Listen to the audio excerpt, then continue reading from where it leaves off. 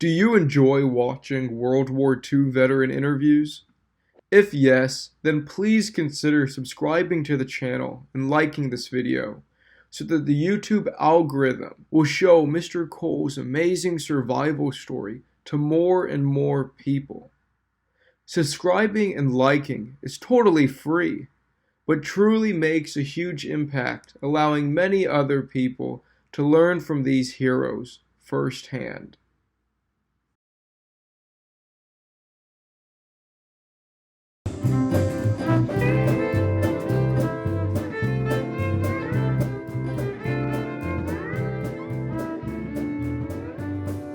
Hello, my name is Robert F.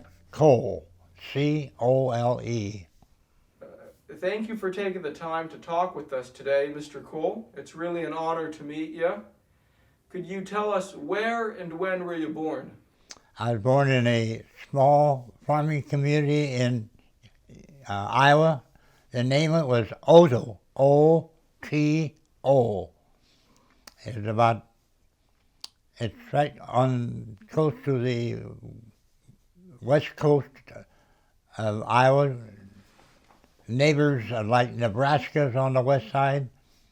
South Dakota is on there, in that area. A town of about 300 people. It's strictly a farming community. Tallest building is a grain elevator. And out here we have buildings that so high. So when I left Oto to other communities, to see those tall buildings, I couldn't understand. It made me feel, gosh, where have I been? So we didn't have we had a railroad, not a passenger railroad, went through Oto, strictly a freight train, and a Greyhound bus came through. We had 2 stop signs in the whole town. And back in those days, you know, we didn't have television, we didn't have the iPhone, we didn't have the tablet, we didn't have Facebook, and none of the kids had a car. We had to walk to school, and the town was like on a hill-like deal. We lived right on Main Street. Then to go up there, you had to go up the hill to get to the school. The school was a 1 building, 3 stories. The bottom story was K through 6. Second story was 7th and 8th. And then the third story was 9 through 12. In my graduating class, there was 22. We all came to kindergarten together. No one moved out and no one moved in. So, and a funny thing about it, this building on the outside is a great big metal tube attached to the side and had 2 openings. One open to the 3rd floor in case you had a fire drill. We go out that hole, hole attached to the tube attached to the building, slide down that, same way as the 2nd story. And they couldn't believe it today that a tube attached to a building. You got to be kidding. The farmers in that town, the farmers would bring in their corn or soybeans or wheat or oats, and and sell them to the farming. It's like a community, same way in California. They have farmers belong to a certain thing where they bring in their melons or they bring in their crop. We had 2 churches in town, a Catholic church and a Methodist church. In the bank building, Also, in that bank building, it included the post office. We had 2 stores, one on each end of the town, 2 filling stations, one on each end of the town. If you want to have your car fixed, you had to take it someplace else because there's no place there no mechanics there to fix your car. And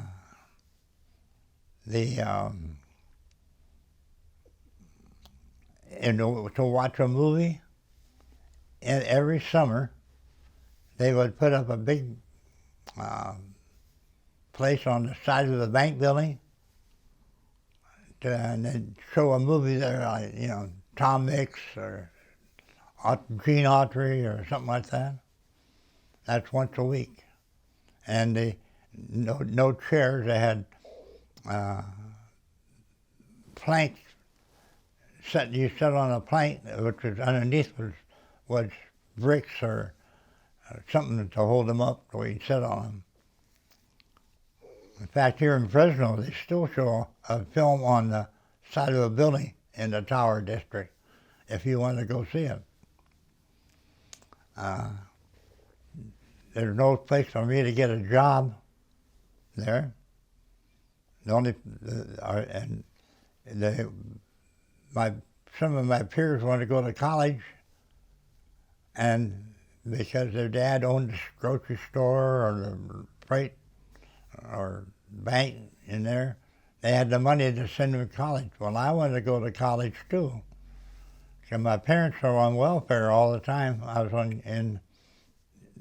While I was there until I was 18 years old. And so one day the Navy happened to find our town, and they came in there, recruiters came in there, and to sign up seniors, and there was my way out. For every year you're in the service, you got a year free college education, which today we call the GI Bill. So, my counselor said, you got to sign up for more than 4 years because very seldom anybody graduates in 4 years. Not because they're not smart enough, because the classes are not offered that often. So I signed up for 4.5. And maybe 5, but 4.5 I thought would be enough. And so when I graduated from college, I graduated from high school, I was 18 years old, and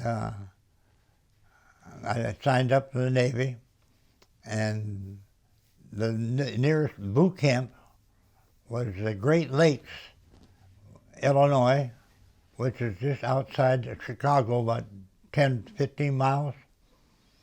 And I had to wait until I come out of high school, I think it was in June. I had to wait until August because they had to wait till the graduating class at the Great Lakes Boot Camp graduated. So I went in August of 41.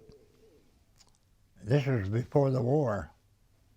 And if I don't know, I'm thinking about it. Right now, if I knew I was going to go to war, I might not have signed up. But I was more interested in getting a free education in college. So, to go back to town, we had one black family and one Latino family. So that was my people around me. Well, when I got into the Great Lakes in August of 41, there was really a change of attitude, or whatever you want to call it, because you got every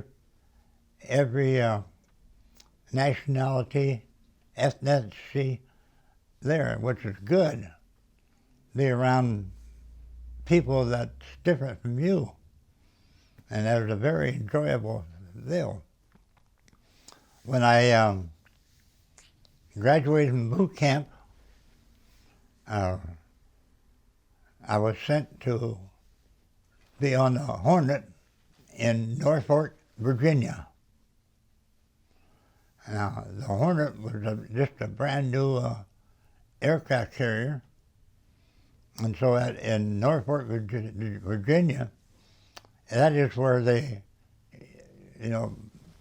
added all the things they needed. They didn't have any guns on there. The fuel, or the food, or all the accessories, and so that's what we were in the process of doing. Now, I was placed in the business department, like payroll, purchasing, and those kind of things. That's what the kind of work I did on that board. And when the war broke out in December, I say we're still in Norfolk, getting everything on board that we need to go. Then they got orders to, after Pearl Harbor was bombed and all that, we got orders to go to Alameda, California. So that means that we're going to go down around Florida, through the Guadalcanal. Panama Canal. The Panama Canal. Yeah, Panama Canal. Yeah, and that was an eyesore. I have an opportunity to see how the ships will go through that canal, Panama. Beautiful place. And your history, the height of the water on the Atlantic side may be higher or lower than the Pacific side. So the ship, is whoever goes through there, you have to wait until the water level is the same. And you're pulled through there by, I don't know what you call them, trams, pull you through the canal. And from there we had to go up, around Mexico and up to Alameda, which is right outside of Oakland. And then there, we were told we were going to be put General Doolittle and his B-25s. I said, well, I just said to myself, how are they going to fit an Army bomber that size on this size ship? He says, you weren't hired to find out. You're just here to do your job. And so we were able to watch them lift the bombers up by crane on board the ship.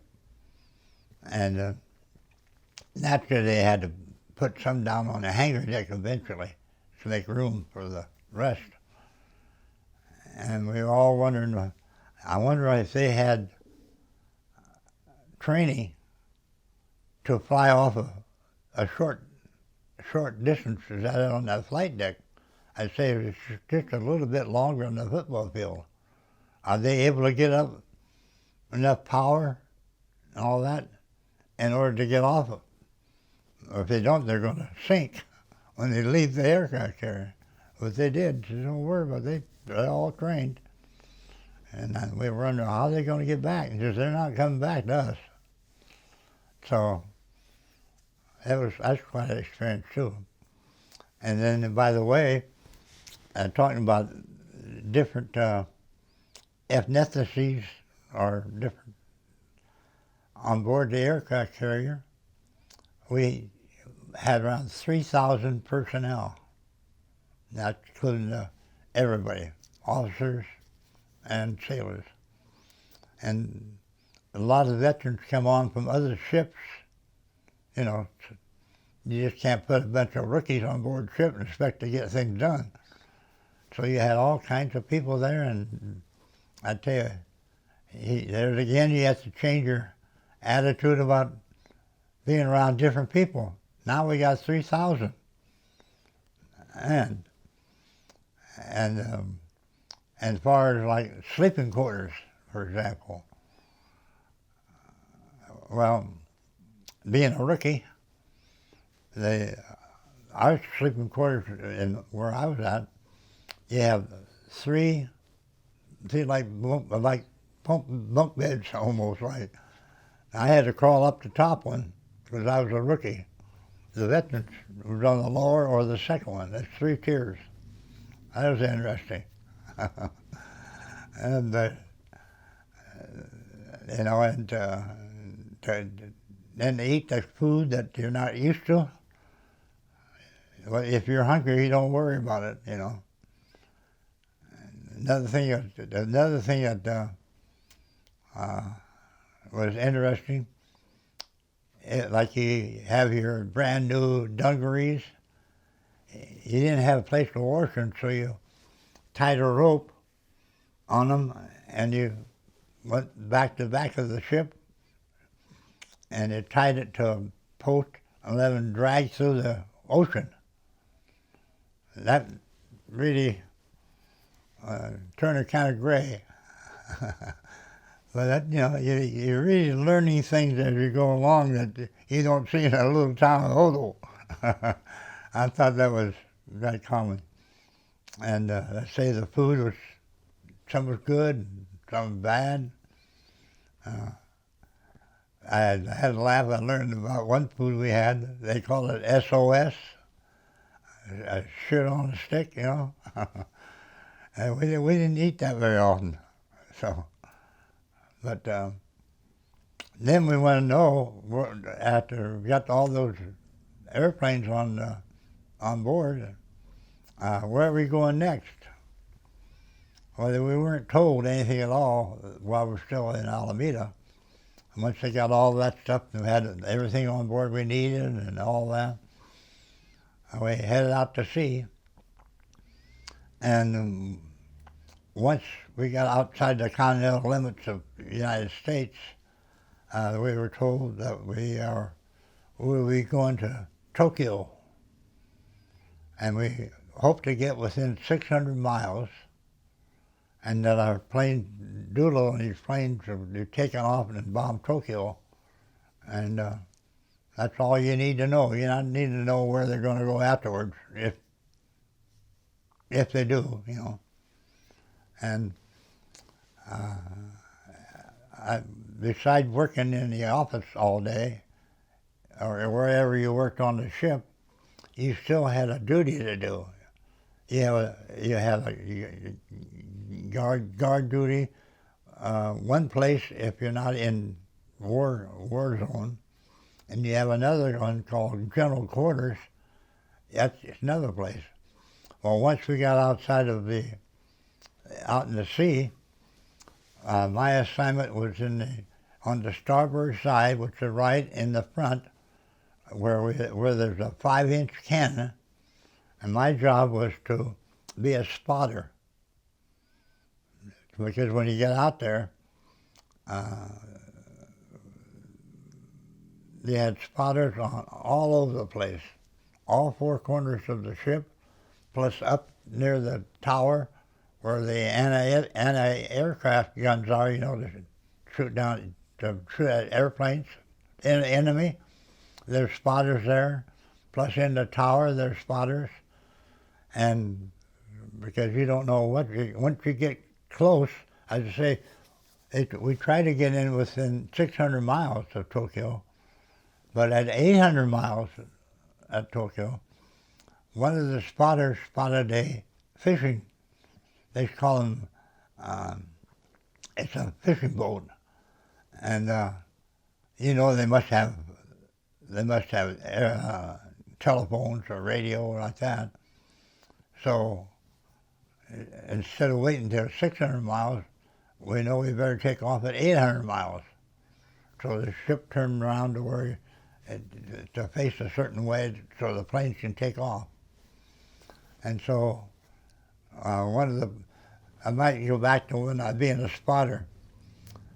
Doolittle and his crew, they spent the whole day laying out their plans. Who's going to do this? Who's going to do that? What plane is going here? What plane's going there? What plane's going where? This way. They did that during the day. Like, of course, they ate. And then in the evening, that's when I stood my yard duty, because I worked in the office all day. And I was standing out there as a spotter. Well, this happened when before they go to bed, they come out after and stretch. And I had to tell them, they already been told, but I told them, don't be smoking, because that little light off on the end of the cigarette, or if you match or cigarette lighter, that can be seen for miles because we're out there in pitch dark.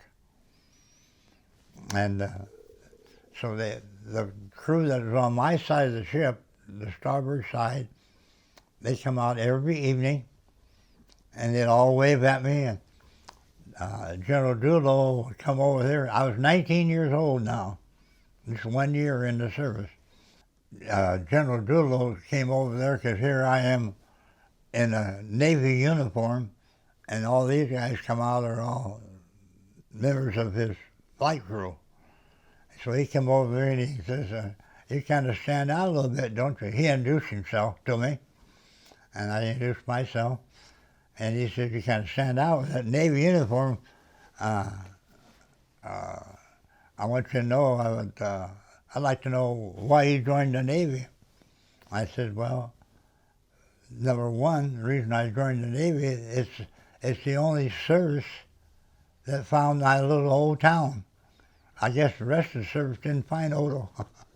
He laughed a little bit and wanted to know all about me and my age and what I intend to do. And he introduced himself to me and said, just because I'm a general, I'm still a human being, remember? And I want you to talk to me like we're old friends. So he would come out every night. Most of the time he'd just wave at me, make sure that I knew he was out. And a couple of times he might come over and talk, want to know how am I getting along. Do you know what kind of condition we're in right now? And I said, no, but I got an idea that we're going to have revenge on Japan because what they did in Pearl Harbor. He said, you're right, that's what our crew is. And I'm glad I met you, and I hope that myself and the crew are able to get back to the United States. And so I said, well, I wish you farewell, and God bless you, and all that. He said, every one of those people come out, they would all wave at me. They wouldn't come over and talk because they wanted to stretch out and, relax and all that before they went back and went to bed. And as soon as all the planes took off, we headed for Hawaii as fast as that ship could go. I'd like to make one statement while we're there. At this time in the service, all our airplanes were propeller driven. I don't care whether it was a fighter or a bomber or of course helicopters always had that, but they're propeller driven. The reason I like to make that statement is because today everything's all jet. Even your flight deck on the modern aircraft carrier today has a thing that the plane goes on and shoots them off the plane. And that's quite a difference because they go much faster, got more area to go. And so we headed to Hawaii. I don't know how long it took. When you're out there, one day is the same as the other.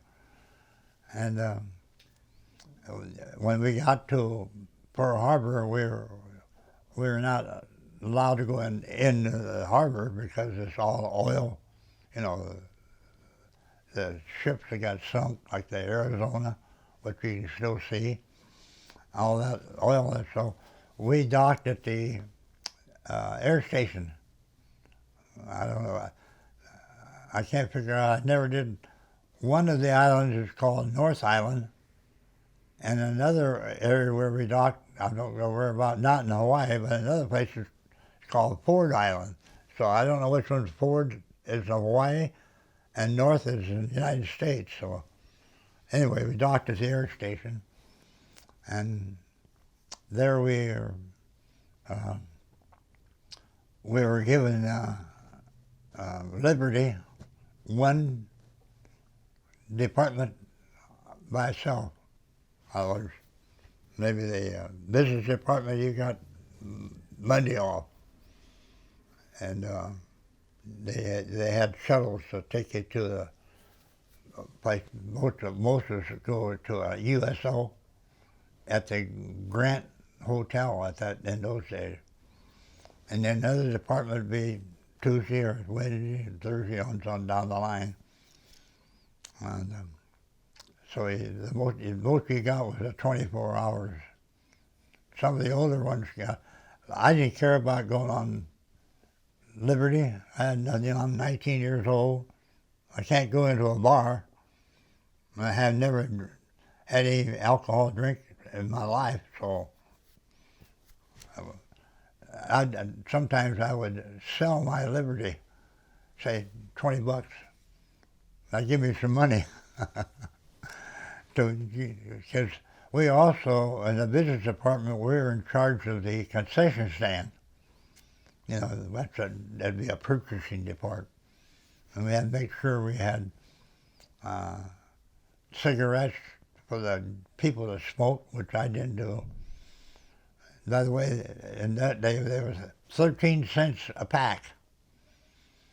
And so we had to keep them. Keep a lot because there was a lot of people there. We also, in that concession stand, another department of that is we had purchased clothes. Like maybe someone will come in and they need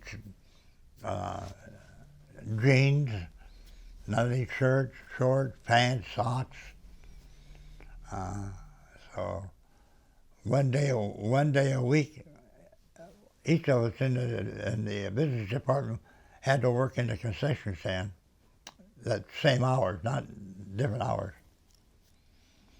So we then wasn't soon that they were getting ready to take off again. After we got out of ways, they told us that we were going to the South Pacific for another battle. And then when you go out there, you always have a fleet of ships in your fleet. Like we had a cruiser, the Indianapolis. We had 2 or 3 destroyers. We had depth bomb, a ship that dropped bombs in case of they run any submarines, foreign submarines out there. We also had a submarine in our fleet also on there.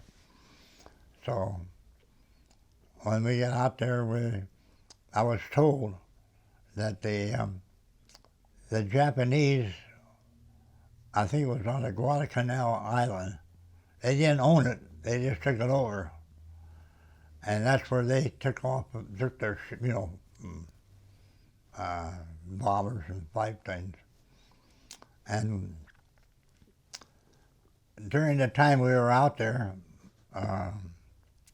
we were hit with 2 kamikaze. A fighter plane went into our tower, and that was bad because they killed the 3 or 4 people who were in the tower, guiding the ship, and all the controls of the ship is in the tower. That wiped out all the controls, so there's no way to make the ship go forward or back or anything like that. And so we're just dead in the water. And we tried to get the Indianapolis, which is a cruiser, to come around and hook us up by huge chains or big ropes or what. But that failed because here we are you're trying to drag a ship that's dead in the water, all that weight, there's no way you can pull it if you don't have help. So that was out. That was out. And also while we're on there, now I'm on a different yard duty. My yard duty then is on the one deck below the hangar deck, and half of that deck is the forward mess hall. The other half of the deck was where they had all the bombs that we put on the bombers, 500 pounders like that. And there were 35 of us in there, and our job was to put the vanes and the fuses on the bombs. And they're all on a little thing we had like a little rollers on. And on that same deck we had an elevator, and we'd take the bombs, put them on the elevators, and ship them up to the flight deck where the mechanics on the airplane would put the bombs on the planes, hook them up so they'll be ready to go. And what happened there, a Japanese bomb, now we're stationary, a Japanese bomb came over and it dropped a 500-pound bomb, came right down the elevator shaft and exploded right in our deck where we were. Remember now, I said the forward mess hall, so you got a lot of steam tables, aluminum steam tables, hot steam tables, and they're aluminum. And all the shrapnel, that the bomb, when it exploded, those steam tables just exploded. The tables where we sat to eat there, they all exploded. The elevator, all that exploded. So I had, wherever I was standing, the shrapnel came in from the missile deal and hit my left eye, up above my left eye, and caused my left eye to fall out. I went all the way around here, all the way around here, and it didn't go all the way out because it was one of the optic nerves in the back. Then one of the strands did not tear, so that held it from going all the way. Plus, at the bottom of your eye, there's skin attached to your upper cheek. Skin is attached to the bottom of your eye, the structure. So I was able to take, I had to be a towel or something around there, take that and I shoved my eye back into its thing and hold it there so it wouldn't fall out. Out of the 35 of us in that, only 12 of us come out alive. The other 23 were killed by shrapnel and all that stuff. I also had 2 shrapnels. These are all metal. I didn't have any wood. The 2 of them hit me right in the back. One on the right side, one on my left side, and went right into my back. So that's pretty in bad shape, but I was still alive. Then all of a sudden, over the loudspeaker, abandoned ship. Now, there's only 12 of us down there now, and I'm holding my eye, and we had a ladder attached to the side of the wall that led us up to the next deck, and they helped me up that ladder, and I had one hand on the eye and one hand on the ladder, going step by step, and those guys are on their shoulders and all that. I finally we got to the hangar deck, which was to say just one deck above, and we finally got up there, and there were people there to put life jackets on you, and they tied them all up, and then said, now we got an abandoned ship, so you go off the hangar deck. The hangar deck is one big deck below the flight deck. And we all went up to the front of the hangar deck, and about three at a time, we jumped into the ocean. I'm holding that, but I was fortunate, or anybody, when you jump, that life jacket kept you from going down under the water. In other words, from up, from here up, maybe I'm still up. So that's why I was able to save there. And then we moved away by not either swimming or whatever you do, and get away so other people can jump too. Now remember, we got 3,000 people there, so they're jumping from wherever they are. Either someone told me that the height from the hangar deck to the ocean was about 60 feet. That's what somebody told me.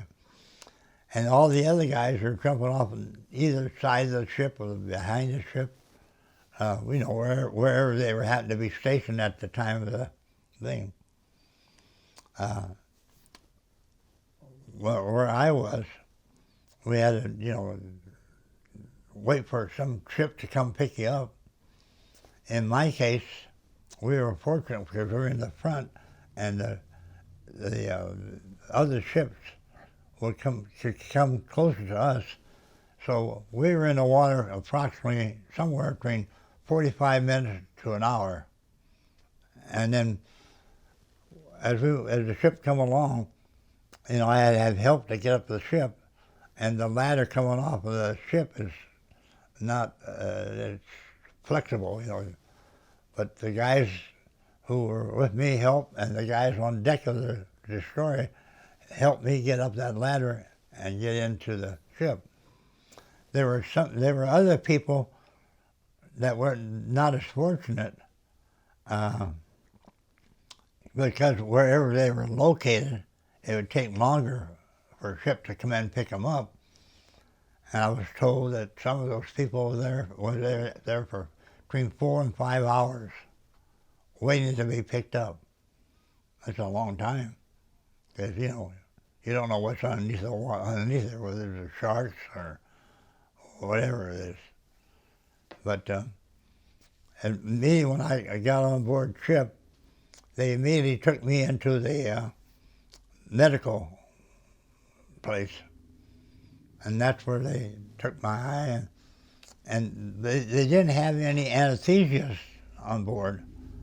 So what they did to do to deaden it is like when you go to a dentist's office and you're going to have a tooth taken out, they deaden it with, they shoot and deaden the nerves around where your tooth is. Well, that's what they did to me.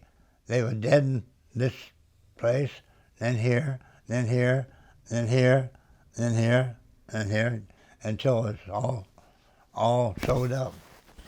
And because I don't think I could take it if I didn't have some kind of pain reliever shooting all that stuff in there. And so after they got all the members of the crew that they could hold, we got out of there because the Japanese planes were flying all around. And before I forget it, the other kamikaze plane was a bomber that went into the front part of on the starboard side. I wish I had pictures of it. I don't. They might be in there, where he hit the side of the ship, but they didn't make any holes or anything like that. Like that kamikaze hit the tower. That was the glass. That was all glass there, or whatever we're made of. Anyway, the ship I was on, they took us to the island of New Guinea, and this happened. At New Guinea, there was a U.S. Hospital ship named Solus, SOLACE. And so I was putting all the injured people that was on my ship were put on the Solus. And there they saw me. Then people told them what was wrong with my eye and the holes in my back. And they immediately took me into the medical part of the hospital ship. The first thing they did was to make sure that everything on around my eye was sewed like it should be. You know, they didn't want to make sure everything's supposed to. And then all the other ships that brought those who were not injured, they were taken to the island of New Guinea right there. And we stayed there for I don't know how many days we stayed there. But all of a sudden a cargo ship that had gone out there to give by the way, before I get any further, our submarine sunk our ship because, you know, they didn't want the foreign people to learn about any technology. And we were the 4th aircraft carrier sunk in that area. I remember 2 of the names. One was Saratoga and the other was Lexington.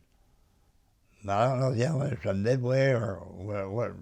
I better not say I don't remember one. I know one aircraft carrier got out of there called the Enterprise. And they took most of our planes that come back and landed on their aircraft carrier. Just like when we were we had planes come from other aircraft carrier and land on our aircraft carrier before we were injured. It was not comical. It was about, you know, everything. The only thing I had was the clothes I had on. All the things I had in my locker, all the pictures and stuff like that. No money.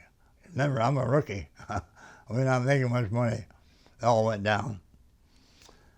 Anyway, when that cargo ship was coming by, they saw, and they knew that there were people on the hospital ship, there were people on the island. So they came in. We had to draw straws to see who was going to get on that cargo ship and go back to the United States. Well, I was fortunate to draw a short one straw. And I said, man, that's great. I'm going to go back to the States. Remember, this is a cargo ship. They don't move very fast. But one of the incidents of that drawn straws, maybe I drew a long straw, and there's the one that gets to go back. I can't remember which one. Anyway, I drew one, the straw I drew, I go back. And there was a gentleman that came over and he says, he says, I noticed you got a straw to go back. And I said, yeah, I'm so glad that you're back. He said, I'm married. I got a short straw. I'm married, and I want to go back, but I'm not going back because I have the wrong straw. He says, I'll give you $1,000, or maybe $500. He said, I'll give you a lot of money, and just let me go back instead of you. I looked at him. That's the old saying. I said, I may be dumb, but I'm not stupid. Number one, I don't know you from at all.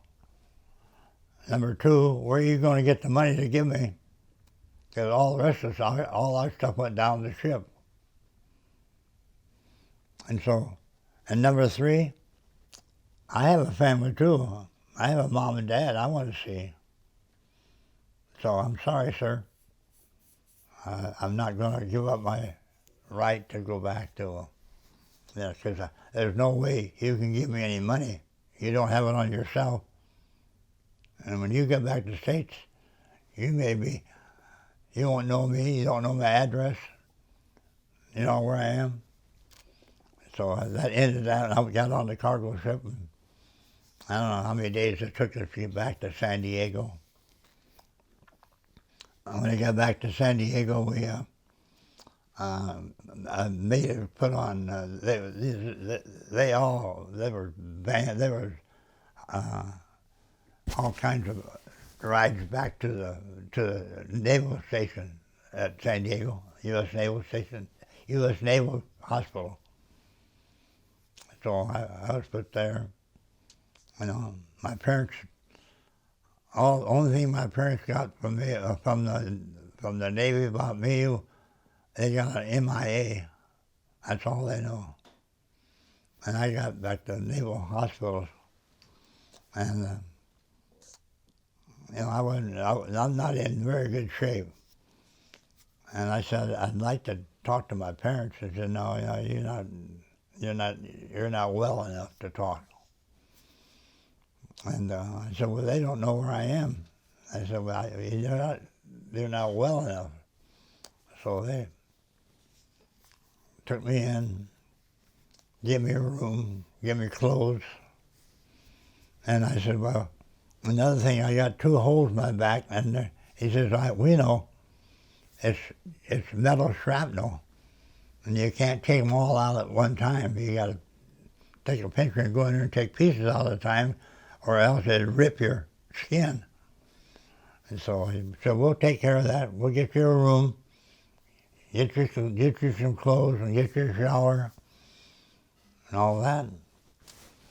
Well, I was there, probably, I stayed a whole year at the hospital, because they had to come down and give me drops in my eye and work on getting those shrapnel on my back.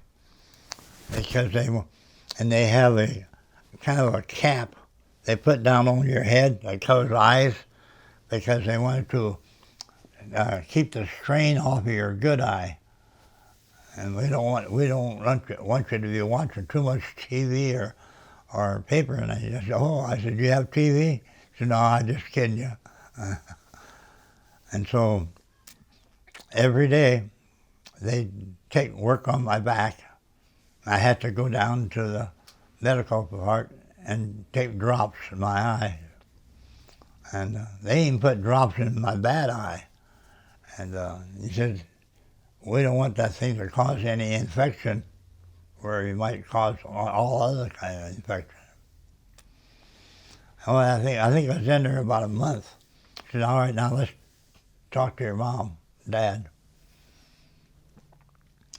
And so I called my mom and dad, and my mom, she just almost fell off. They haven't heard anything about me. They already had a funeral for me, you know, because they haven't heard anything. And when I called, my dad said, your mom's on the floor, she just fainted. But soon afterwards, she got up, and I told her where I was. I'm well. I'm in the hospital, San Diego. But she had a sister living in Burbank. And so she told her sister where I was alive. And so, you know, Burbank's quite a ways, you know, from San Diego. I mean, it's not that far, but it's to us in a little town of Odo. There's a town every 8 miles, a farming town, or farmers can bring their stuff in. And so she did come down, and she visited me. She says, I'll visit you once a month. That's about all I can do. I said, don't put yourself out. If you can't do it, you can't do it. He says, I haven't seen my family or anything for all this time. And so I stayed there a year. After the year, they wanted to, now I've only been in the service, you know, 1 year. And I said, no, I don't want to be discharged. I said, why? I said, I signed up for 4.5, close to 5 years, so I could get a college education. I've only been in the Navy 1 year. We were sunk in October of 42. And so I haven't seen anybody. So it was very, very nice that my sister, I knew her and all that. My mom's sister came down to visit me once a month. That was very, very good. You know, after being there a while, they got all this stuff on my back, all the shrapnel on my back, and I was able to go around and down there. They're still getting all my drops in my eye, all that, and good food too. I like the food there. It's a funny thing though, you know, I'm still 19 or 20, whatever it is. I couldn't go to a bar, so when I don't eat Liberty, and I'm not that well. So once again, I'd sell my Liberty. And but if you wanted Liberty out of that hospital, you had one or two choices. One, you go to the San Diego Zoo and help them clean out the cages. Well, that's not for me. All that smell and all that junk. By the way, that zoo is one of the most valuable, most exciting zoo I've ever been to. And we have a good one here in Fresno, too. Anyway, I said, no, I'm not going there. I said, what's the other option? You know, just to get out, like go down to the USO or something like that. And they said, well, we got all kinds of gold plates, like on the floor where they might have a place where they hook an electrical hookup, and you can polish that, or polish something else. Anyway, go around and polish, so you got to put too many hours in before you got Liberty. I said, no, I'll just stay here. I don't need to. I'm not one of, no, I'm not one for fancy. I come out of a little old town. We didn't have much. Can you talk more about your eye and the rehabilitation? Oh, yeah. Well, with my eye, they kept putting drops in, but all the time we kept that lid over my head so we're covered. Even when I got home, I had to have that thing on. Also my eye. There's no, you know, after I'm still taking drops in that eye. At the Naval Hospital here. Not Naval, the VA hospital. The only sight I have in that eye is day and night for a long time, just day and night. No peripheral. There was even today, no peripheral vision to speak of. So then later on, as time goes on and on, I eventually picked up, even today when I go down to the Naval Hospital here, a VA hospital here, they test me how many fingers I go. They'll cover this eye, say. How many fingers I go.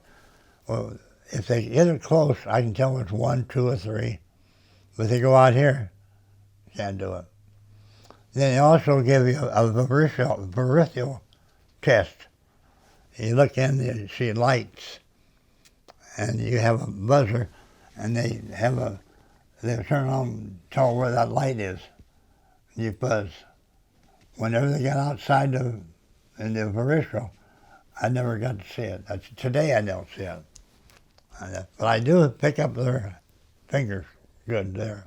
Was there any talk at the time of removing the eye? Yes. At one time they want to put what they call it, marble eye in there. I said, no way. And even today, when I was teaching school, and maybe the same today, I don't know, my some of my students would say, Mr. Cole, your eye is not straight like all eyes. He said it seems to be crooked a little bit. And I didn't notice that. Might be still there for all I know. I said, well, I was injured, and I would always show them where I was injured. I'd put where where I sewed up, and but there's nothing they can do about it now. But they never. I never questioned them or anything like that. I said, but one thing, I'm not going to glass eye. I'm not going to have a glass eye. I'll take eye as it is. I was born with that eye. I'm going to stay with that eye. I said, I may not be able, I can't see it all with a glass eye, but here I have chances of maybe, day and night, or see how many fingers you got. I can do that. That's all even today, that's the kind of vision I have. Because that peripheral vision test that you take, where you have to look in, and all of a sudden the light come here, and all of a sudden the light here. And all of a sudden the one in the middle, that's a good one. Or down, I can see down. This out here. When you were in the hospital after your injury, sir, you mentioned this cap that you had to put over your eyes. I mean, that kept you totally blind. Mm-hmm. How long did you have to keep that on? The one time I kept that on was when I was in my room. When I got ready to go down, I took it off. See? To give you an example, when I was, I'm getting way ahead of myself, but when I was going to college, that's where I met my wife. Yeah, we got married. When I go home at night after let's say I took the biology class. Well, one of the test questions was trace the route of the blood from where the blood goes. Right auricle, left auricle, all that. When I got home after going to college or class, I would put that cap on over my eye, and to take that test, my wife would ask me, because when I got home, I would put it back on again. I didn't have it in the classroom or anything like that, and she would question me. That one particular question, trace the blood, and she'd ask me that question, and if I made a mistake, she'd stop right there, And we went over and over and over. So I got back to college next day and took the test. I was able to trace it almost perfectly, not quite perfectly. Yeah, but I still had that thing over my eyes when I got home at night to keep having that big strain on my good eye. So whenever you were not doing an activity, they recommended you keep it on. Mm-hmm. Right. How many hours per day, back when you first had to start using it, did you keep it on? Well, as soon as I got back to my room, I'd see it. It wasn't any TV, so that's what's that.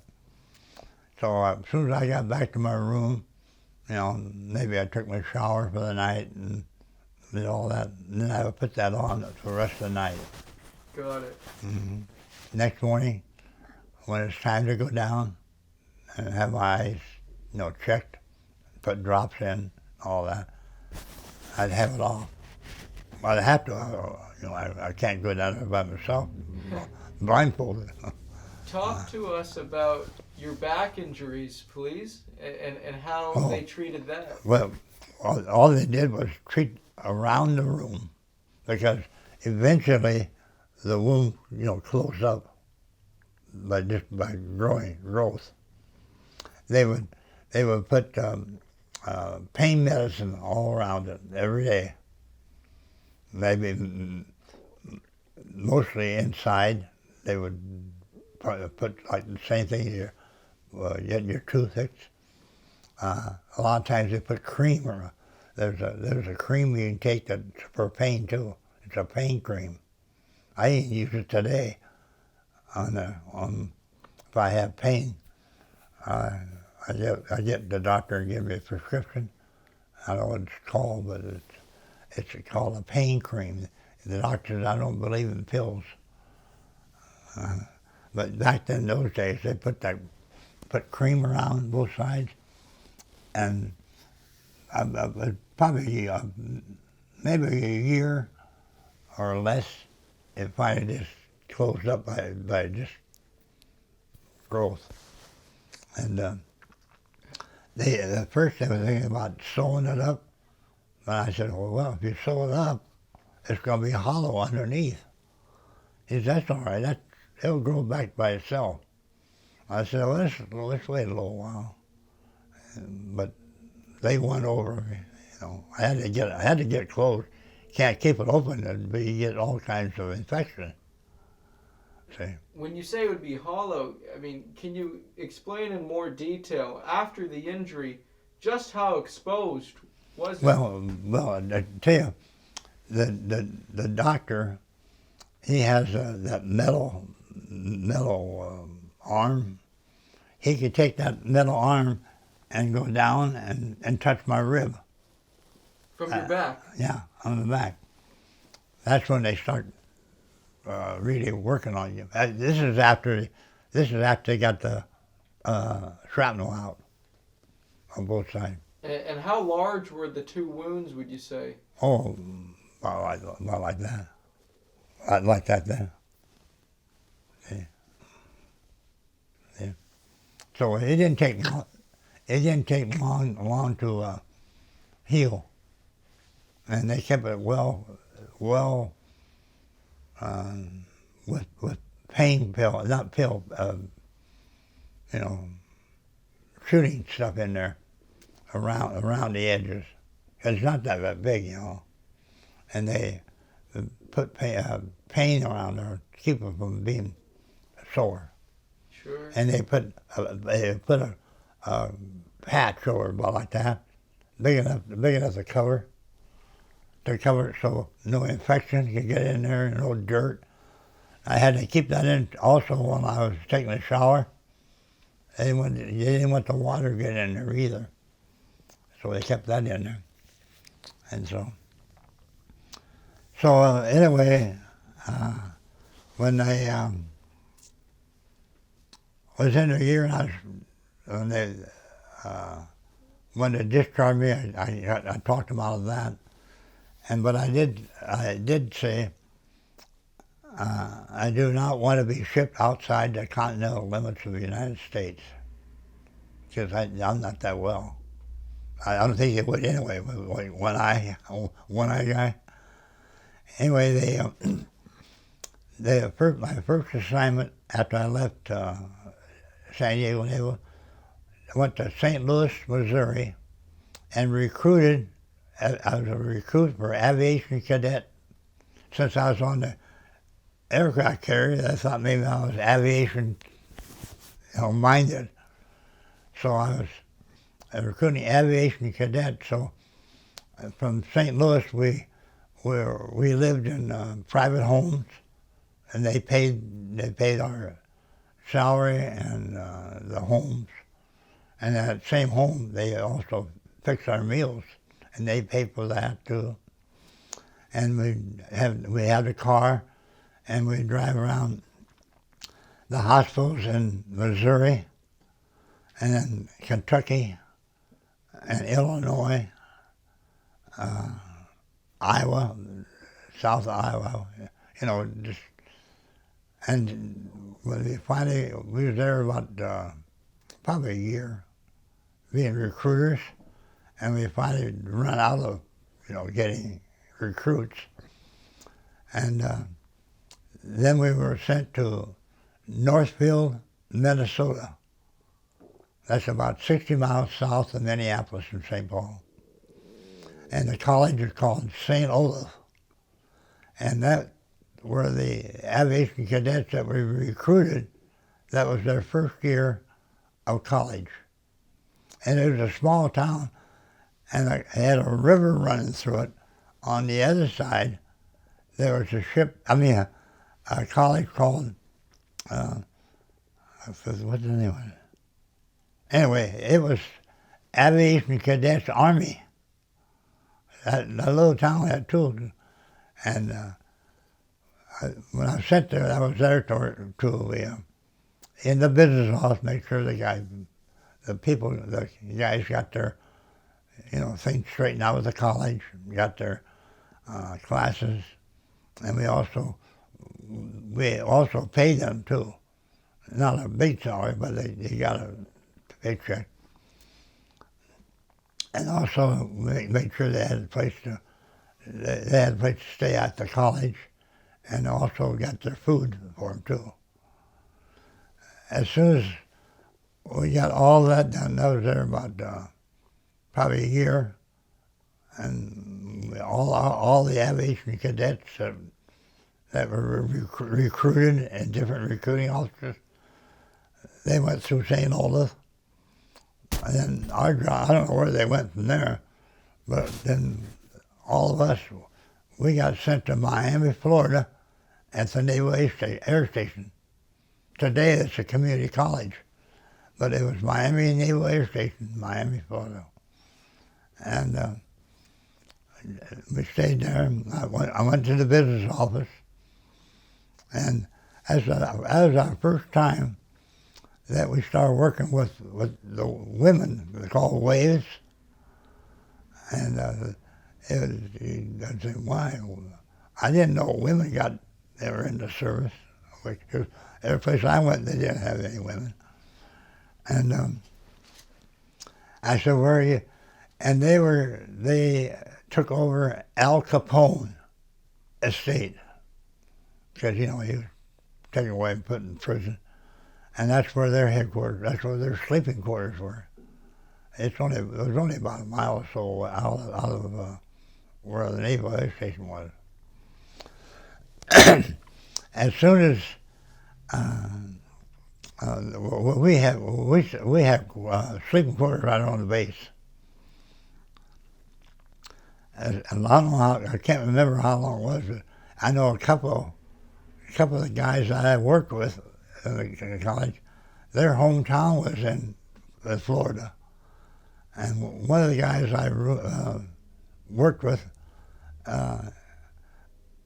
his family, I wish I could remember the town his family lived in, but his dad was a shrimp fisherman.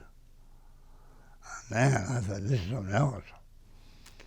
So I went home with him one weekend, and those prawns, they're big, Of course, come from Iowa, we don't have shrimp in Iowa.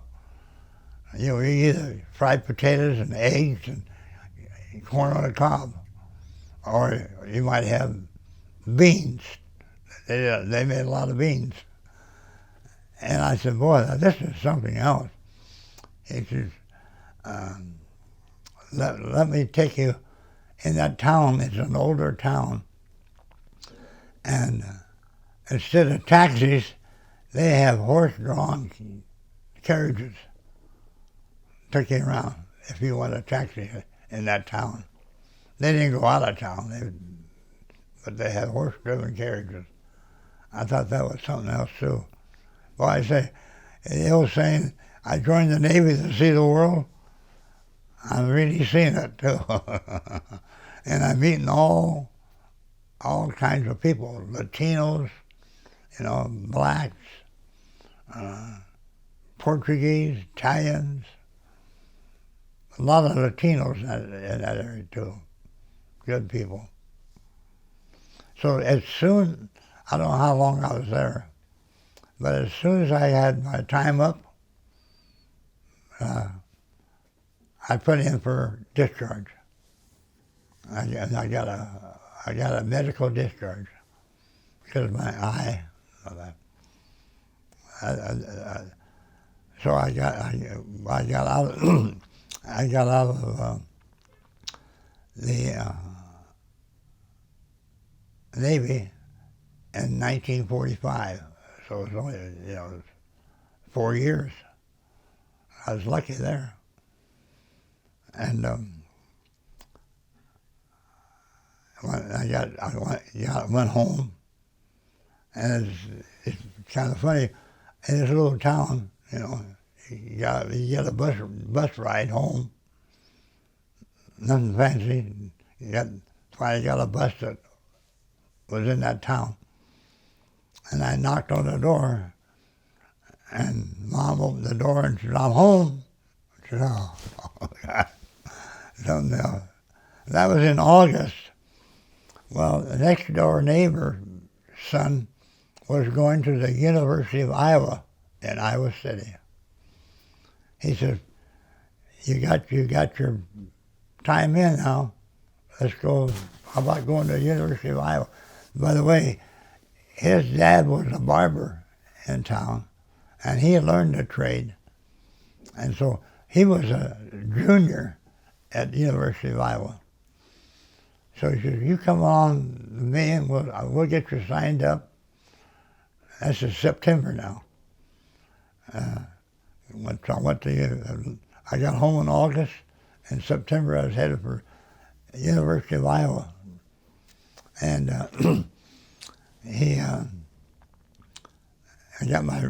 had my discharge papers with me, and I signed up at the place, and so I was under the GI Bill. And he also got me a place on campus in the men's dorm. So he cut my hair free, what hair I had then. And I stayed there, and that's where I met my wife. She was from a town called Mason City, Iowa. Now, it was 30 miles south of Minnesota on the north.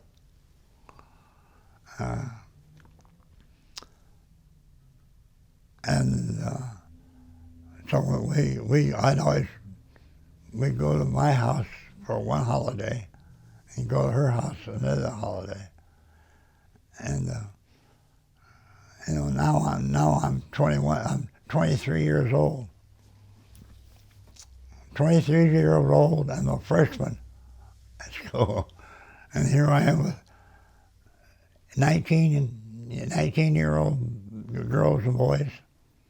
I remember one of the girls, she wrote a term paper titled "How to Catch a Man." I said, "I'm available. You don't have to write a paper." She just laughed on that.